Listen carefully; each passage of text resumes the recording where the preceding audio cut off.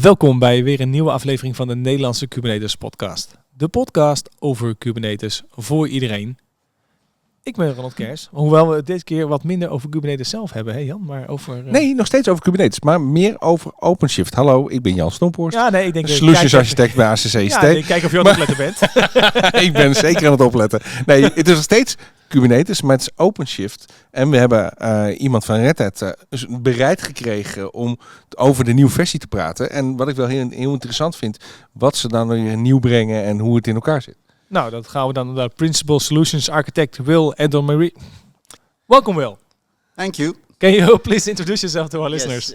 My name is Wael Eldoamiry, right? It's an Arab name, that's why I know it's a bit difficult to pronounce it, but yeah, just for easiness, right? It's Wael. That's it. Wow, yes. okay. Will do. I've been working with Red Hat for 8 years. I'm a solutions architect looking after the Red Hat cloud portfolio and more specifically OpenShift as a product. And I think today in our Kubernetes meets OpenShift, yes, we have some good news to share with our audience about what's new with OpenShift. Okay, nice. But before we get to that, can you tell us a little bit about your background in the IT? How did you get started? Very good. I started as most of the IT specialists claim as a developer, right? So yes, I was doing very old ASB development to create websites, right, for customers. And then I looked into the Java development and focused for almost 10 years building some enterprise solutions using Java development frameworks, right? And then I moved into the solution architecture, but most of this experience was client side. I was always the other side of the supply chain, right? Doing solutions for IT departments inside the customer organizations. But the last 8 years, I decided to move to the vendor side. This is when I decided to join Red Hat, working as a solution architect, focusing on their application services portfolio and then their middleware stack. And this developed into also the cloud strategy from Red Hat, specifically open hybrid cloud. And this is where we started to work with OpenShift as a container application platform. And since that day, my focus was always to help our customers to look into Red Hat technology portfolio and helping them to adopt those technologies for sake of adding values to their enterprise IT organizations. Okay, so for a small recap, OpenShift. For the people who don't know yet, we had an episode 1 year ago, but maybe Met Villa. Yeah, can you explain to our listeners who are not familiar yet with OpenShift what it is and what it does? Very good. I think starting with a very elementary or basic idea about the compute, right, and storage and networking as basic, let's say, infrastructure components that everyone wants to consume. And talking about the very traditional way of virtualizing those resources by creating virtual machines and then sharing those virtual machines with different users, consumers to add their workloads there. This was good enough and was helping IT organizations to best use the underlying hardware. But over time, we realized that the static configuration and traditional virtual machine infrastructure cannot really scale, especially talking about elastic computing and, let's say, cloud, to be more specific. And this is where the IT organization started to look at some other elastic models where we can best use our infrastructure capabilities. And this is when we started to see things moving towards containers. So containers, yet another virtualization, but unlike virtual machines. It's not virtualization. We're trying to simplify to the audience by saying that yet it's another virtualization. Okay.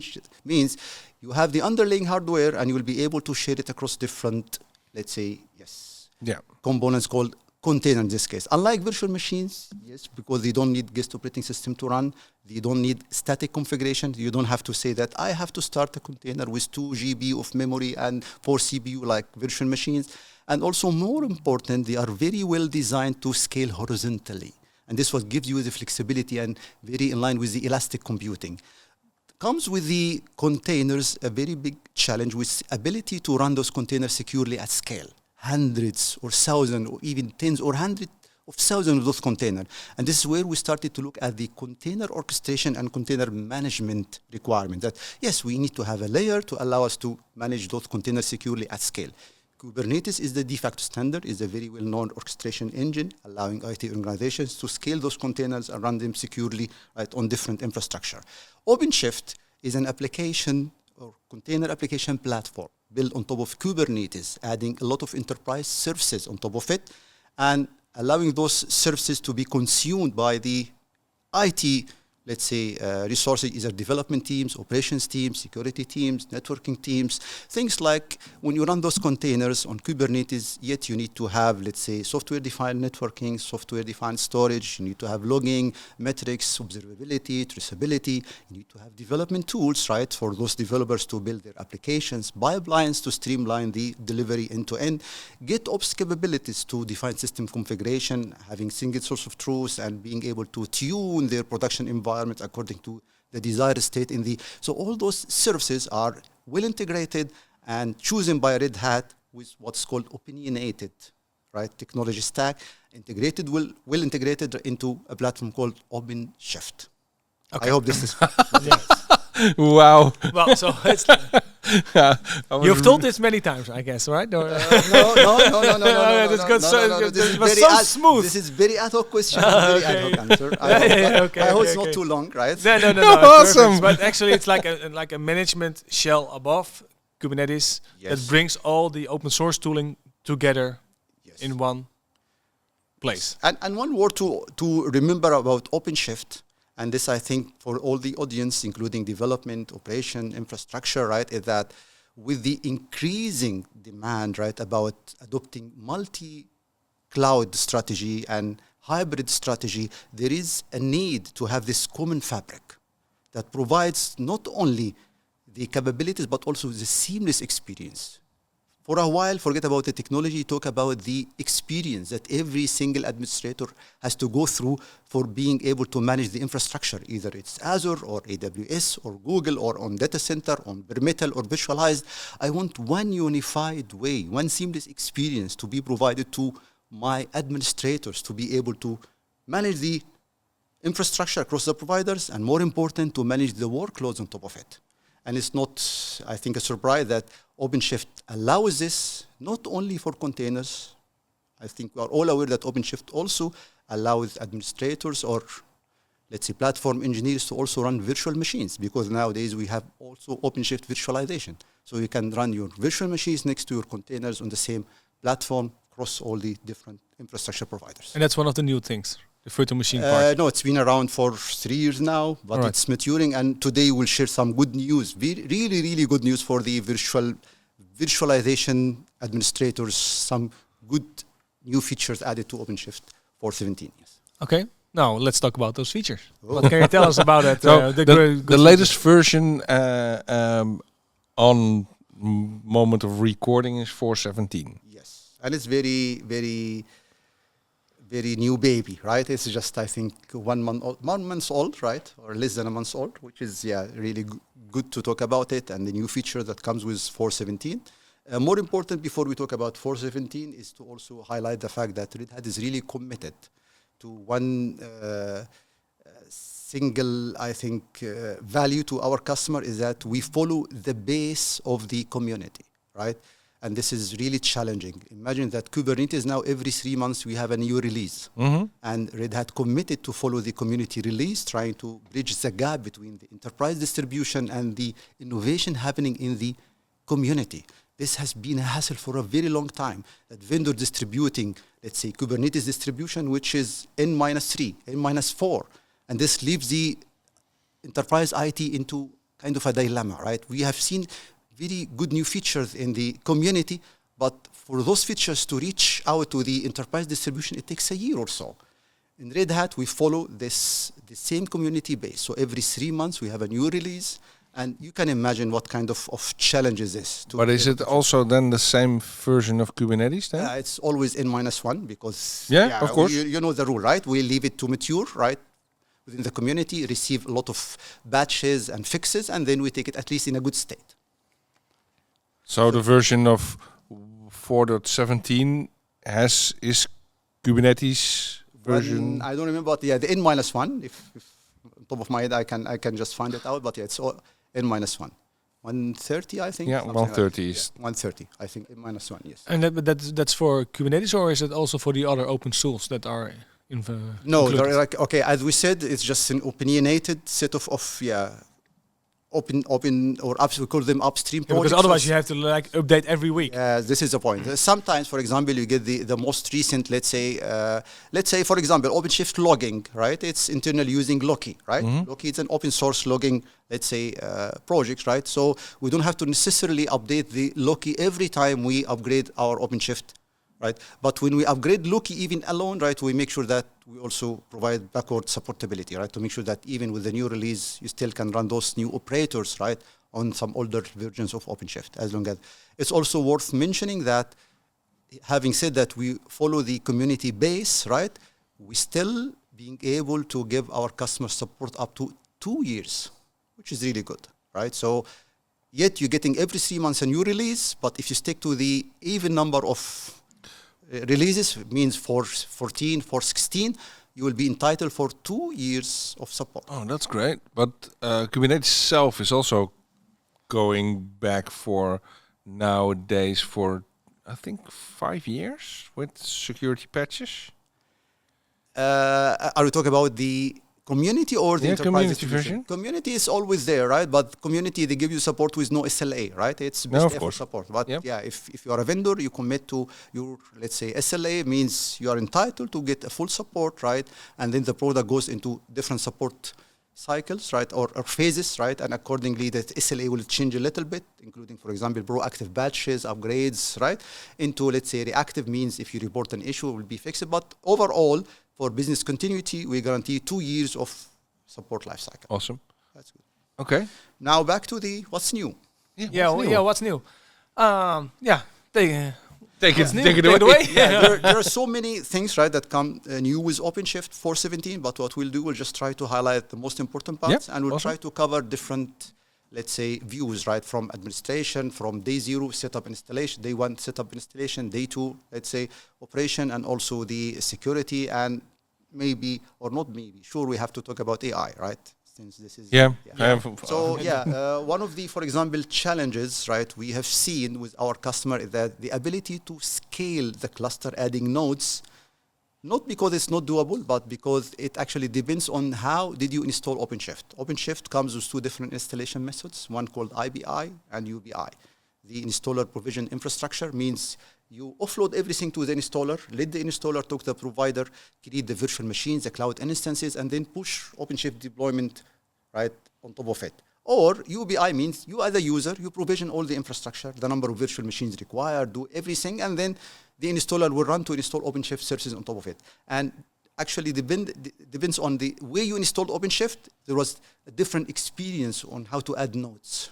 And this, yes, doable, but yeah, why would cluster administrator need to deal with 2 different ways to just for sake of adding a node? So trying to make their data operations more streamlined and easier, we added one unified way with 4.17 to add a new node, right? And it's just a CLI command. So imagine just very in line with the GitOps, so you can have it as part of your GitOps flow, right? And just a simple OC command to say that, for example, OC admin, right, node image, and then you create this node image. This is very good in terms of abstracting away the installer experience and give you one unified way during data operation on how to add nodes. But what is even more interesting that this node, end of the day, is just nothing but an operating system image, right? To be created and then added to the node to be provisioned. It's chorus. Yes. The good news is that this image can be reused. So you can scale your dev cluster or non-production cluster for sake of drying and testing, have everything ready, and then you take this image and then use it to scale the nodes on the production or even on the bare metal or the vSphere, for example, if required. So it means also this gives you flexibility to add this node on different providers, which is, I would say, this is really smooth experience compared to what... And different providers, you mean also different clouds? Yes. Right. So, and if I... including Oracle Cloud, for example, OCI. By the way, you can do on-premise, for example, and scale a node and create the image and then take the image to your Oracle OCI, for example, and add a node to OpenShift cluster running on OCI. Yeah, Cool. Which is really good experience in terms of simplifying data operations for administrators. Okay. And during the presentation, there was also a mention of Lightspeed.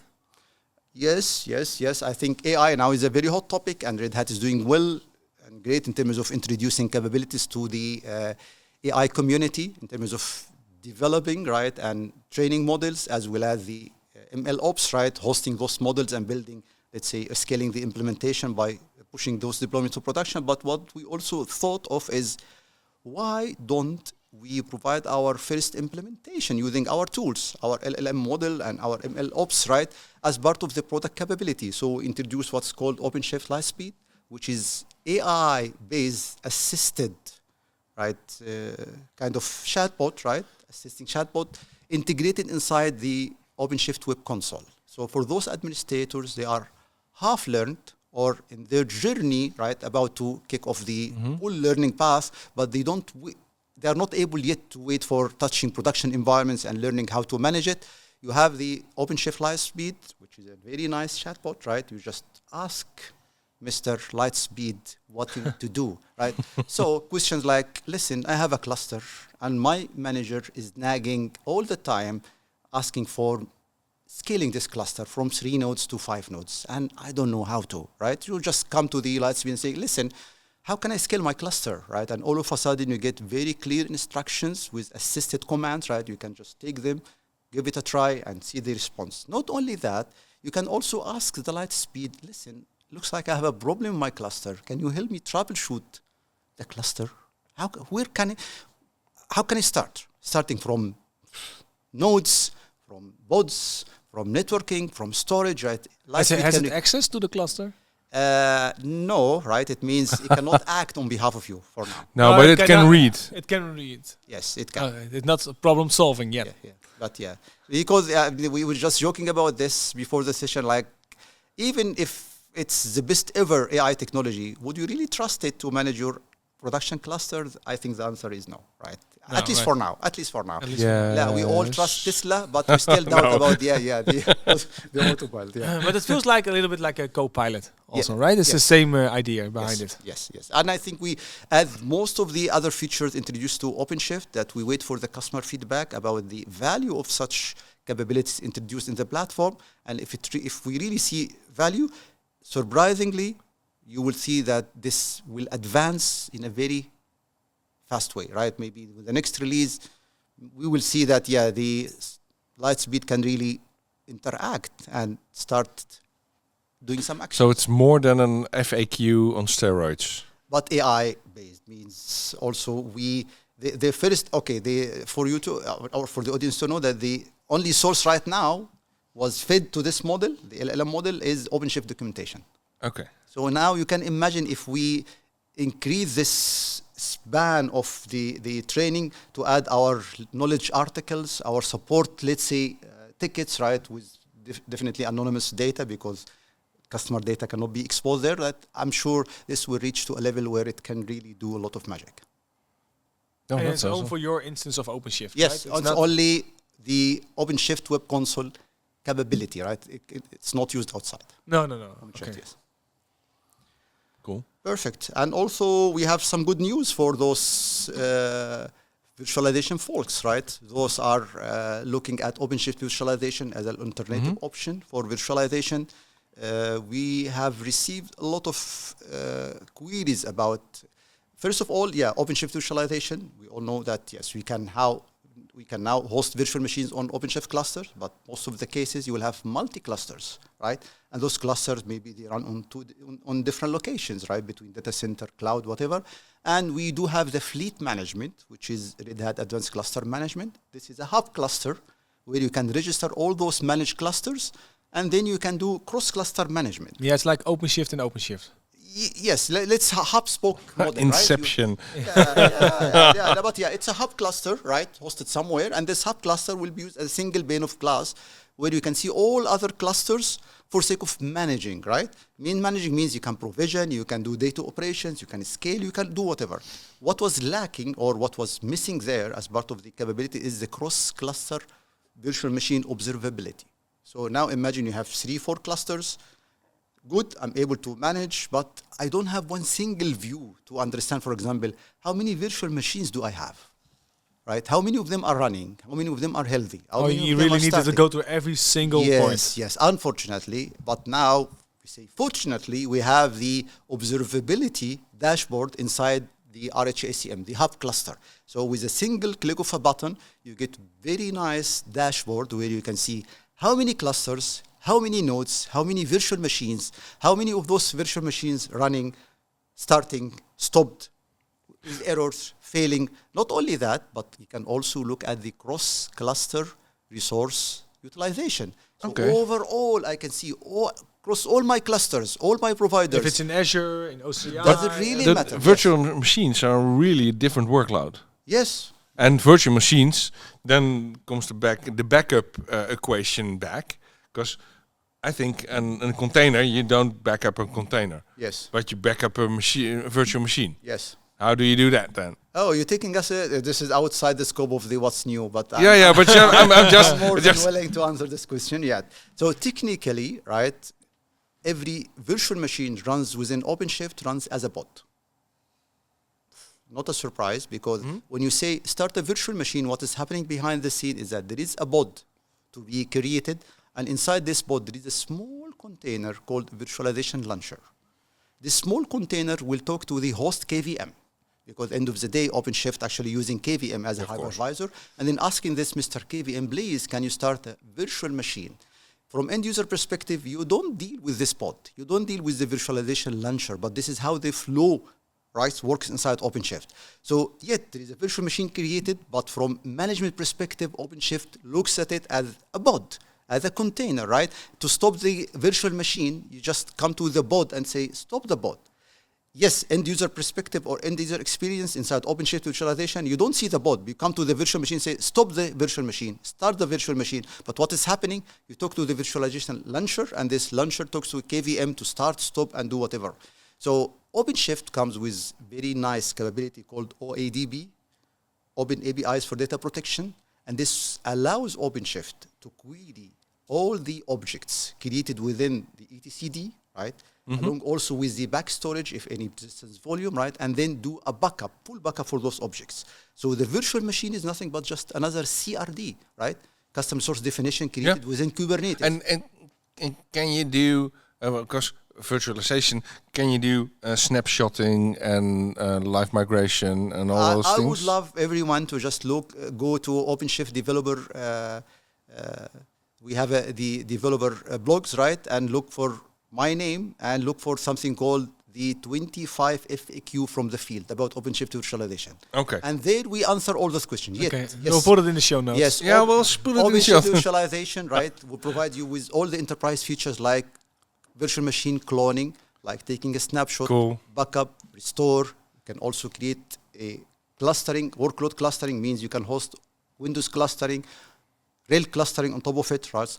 You also have multi-network interface, because this is also a basic need, right? You create a virtual machine with multi-network interface. You can have also hot pluggability. Listen, I have a disk and I need to an extra disk. Do I need to restart my virtual machine, right? You can also have CPU overcommit, memory overcommit. So you name it. We have around 25 common questions from the field answering those concerns about OpenShift virtualization. So you said the word enterprise. So it's not for everybody. No, it's not for the small scale. No, what I mean by enterprise, it means kind of enterprise ready. Ready. Enterprise ready. Not with SMB compared to enterprise. No, I was curious. When is this all? It sounds really great, but when is a company going to look at something like OpenShift? There needs to be some question about the size of the company where it fits. You know, it's like if you're like a company with 30 people. Okay. When do you start thinking about implementing something like OpenShift instead of just doing bare metal Kubernetes? Very good. I don't want to look like a magician having answers to all questions, but this is a very, with no offense, this is a very basic question. We are all in Red Hat trained to answer this question with the reality that OpenShift is meant to be a platform for everyone, right? So this is why we have something called OpenShift runs on any location, on any footprint, right? In any infrastructure, hosting any workloads. Very simple rules that will really is the answer. Means what? Any footprint means, listen, I'm a big company, I have my own infrastructure, and don't count the boxes. I have the boxes, right? And I need just to guarantee resiliency at all levels. Can OpenShift fit? Yes, right? You can build an OpenShift on a very complex infrastructure, tens or hundreds of physical hosts, or mixture between physical and virtual machines. It can be also hybrid, host some of the nodes on the virtual, some of the nodes on the bare metal, other nodes on the cloud instances. That's fine, good. But I'm a small company. All what I have is a small server room, right? I'm a retail, right, kind of shop, right? I have a server room where I have just stack of 3 nodes, right? Can I host OpenShift or install OpenShift? Yes, we have something called the HA Compact mode, right, where you can install OpenShift 3 boxes, and this will guarantee high availability as well. Oh, okay, cool. But listen, I'm into R&D company, and I don't want to invest more. I just need a single box for my developers to start practicing OpenShift, building some cloud-native services. Can I? Yes, we have something called SNO, Single Node OpenShift, where you can install everything in a single box, and you have fully functional OpenShift. It's not also a secret that OpenShift, we have, OpenShift for Edge now, Microshift, where you just have, just one of small boxes with 2 cores and 2 GB of memory. Can I install OpenShift there for sake of doing some edge experimentation? Yes. So OpenShift fits in any footprint. And the last point I want to mention is the OpenShift hosted control plane. That actually makes it even more viable for those small enterprises to build OpenShift infrastructure. Why?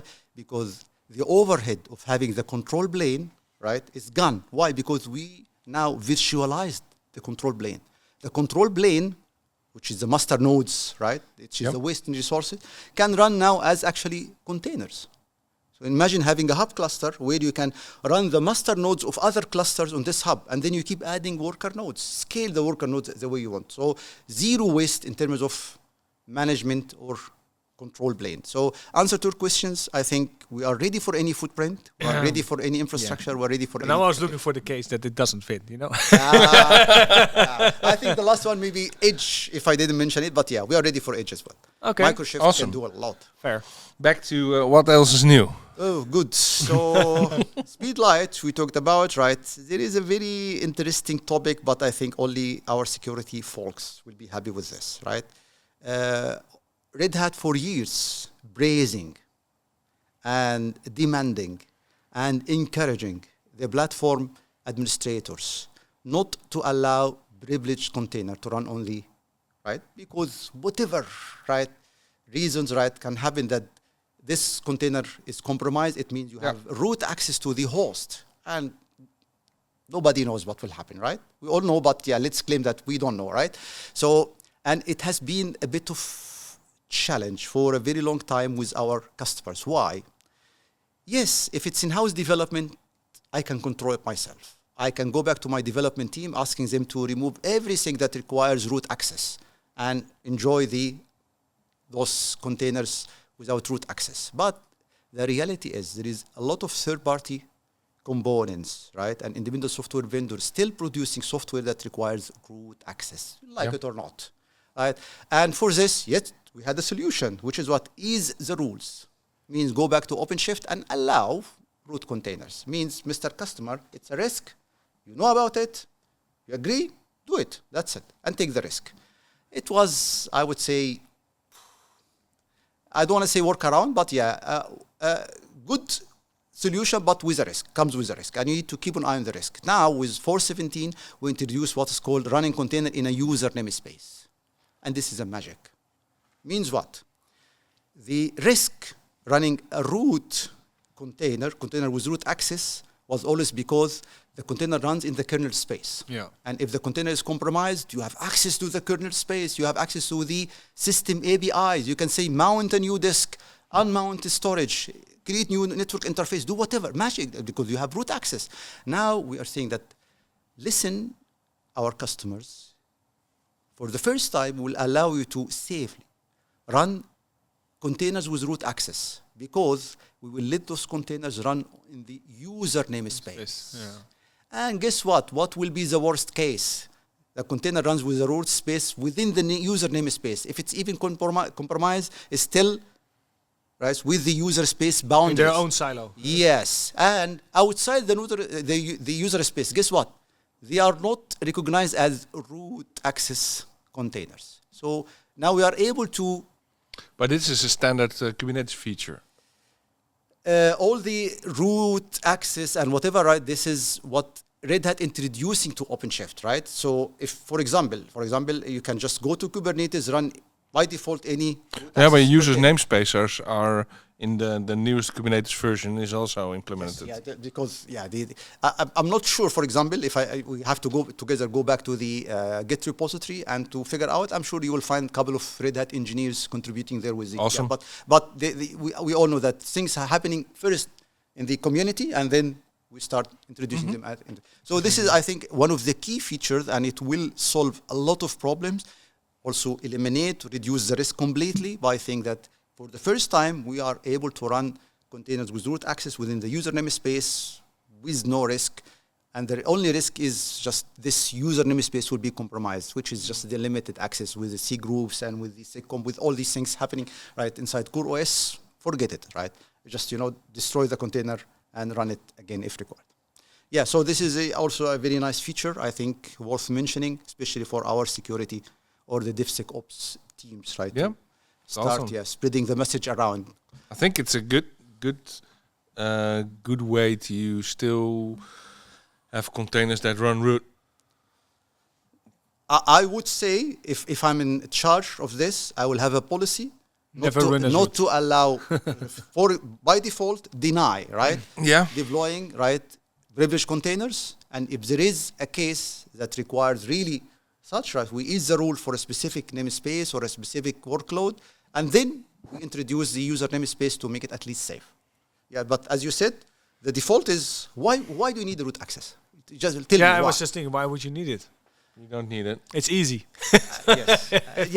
You can ask your development teams, but you cannot ask your software vendors because these guys, they come with the upper hand. This is how we distribute our software. And you've got two kinds of. You're talking about privileged containers, and you're talking about containers that run root. No, it's the same, right? No, it's not the same. You've got two because you can run a privileged container in Kubernetes. So you've got elevated rights, but you can run root in your container. Yeah. And it's, so far as I know, it's to mitigate running root in your container. Yeah, you can lift, right, with the security context, you can lift the privileges up, right? But still you are not root. I'm not sure that out there in the community, but in Red Hat, they are exchangeable, right? We usually refer to the container root access as privileged container. Even if you look at the for me, there are two kinds of privileged, because you can run a container with user Nginx, for example, still privileged. Yes. But you can run a root container as root. In our very close source Red Hat terminology, right? We use containers with lifted permissions, right? Yeah, okay. But we usually I'm just explaining, because otherwise I'm getting that back from the community or from our listeners. I will take it forward to Red Hat. Awesome. Don't change the documentation. Yeah. Okay. That's good. So, thank you. I think one more before we leave the what's new, and then this is also very, very, very, very interesting news. And myself, I think you'll find it also in the 25 questions from the field about OpenShift visualization, is the safe memory over commit. Up till the previous release, 4.16, it was still actually tech preview. Now with 4.17, it's GA. We used to say that we have everything, right, in terms of visualization required. With a small caveat, small catch, which is the memory over commit. Yet we allow you to do memory over commit, but it's not safe. Not because of our mistake being the virtualization provider in this case, but because we build our technology on top of Kubernetes. And Kubernetes has a very well-known, the out-of-memory, right, killed, right, action. You all know about it, right? I know my friendly Ohm. Omkill. Yeah, Omkill. Your uncle. How many times you go to the container logs and then you find Omkill, like, for God's sake. I think it's awesome. It's not my mistake, right? It's like, but that's you get. And because the fact we said that OpenShift actually handle the virtualization as nothing but just a bot running there with a container to do the launcher. So when you run into this killed, even though you configure the host for memory overcommit, what happens practically with the congestion, right, with the increasing number of VMs, we have seen some of those VMs crashing because of and then we have to reschedule them to run on some other nodes. So now we introduce in OpenShift 4.17 a safe memory overcommit,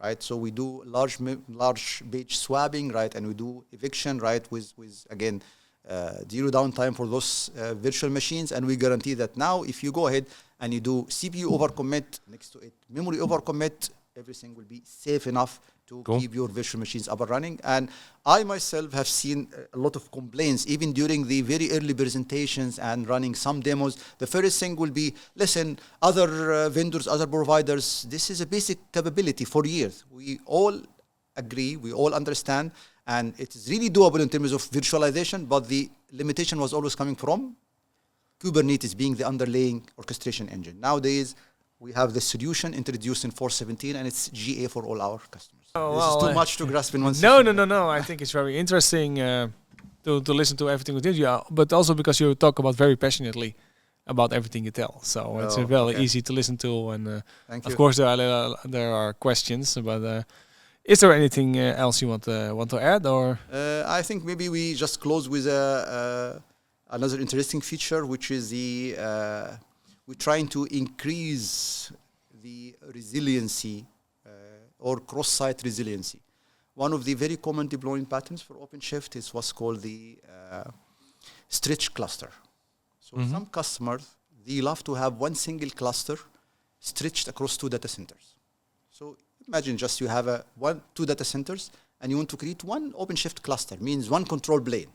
And then you have some worker nodes running on this data center and some worker nodes running on the other data center. Active. So means everything is working fine. So we used to advise those customers to distribute the control planes. Having 3 means 2 in one site and 1 in another site. Yeah. What happens if you lose the main data center that hosts the 2 control planes? You will be left with only one single control plane. This increases the risk, right? And eliminates the resiliency. Like there is no resiliency anymore. If you lose this single node, you're gone, right?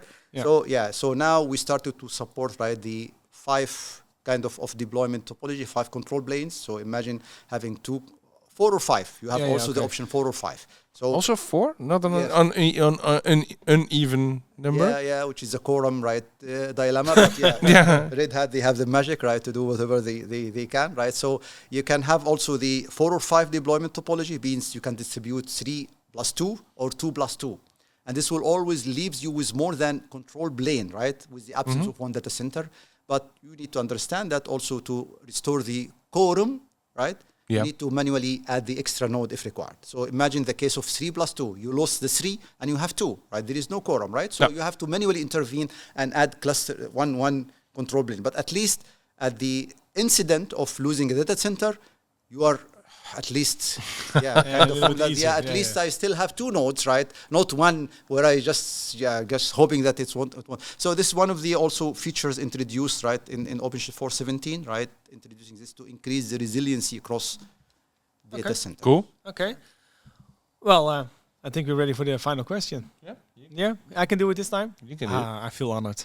Our final question is always, how do you see the future of Kubernetes? So if I put a crystal ball here on the table, what would you like to see in that crystal ball?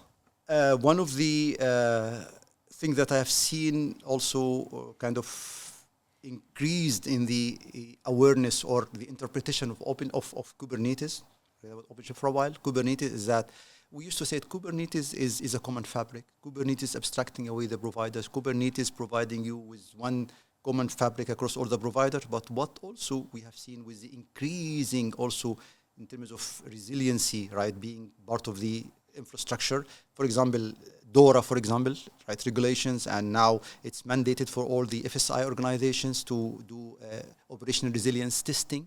Testing means, no, take it to action. go ahead and take your data center down.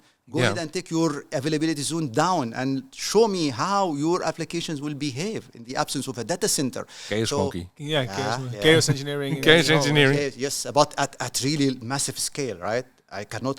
Yeah, we have seen that it's happening, right? Some cloud providers, they go off for some reasons, but yeah, they want you to be ready for this. So Kubernetes, with the capabilities it is introducing now, can be really this national resilient fabric for a country like Netherlands, for example. Yes, listen, I want to build this national resilient fabric, and for a while I have a peace of mind, right? Not to think about where my workload will end up being deployed on my data center, on my AWS, on Azure, and also giving you the flexibility to really adopt what is so-called open hybrid cloud or multi-cloud, right?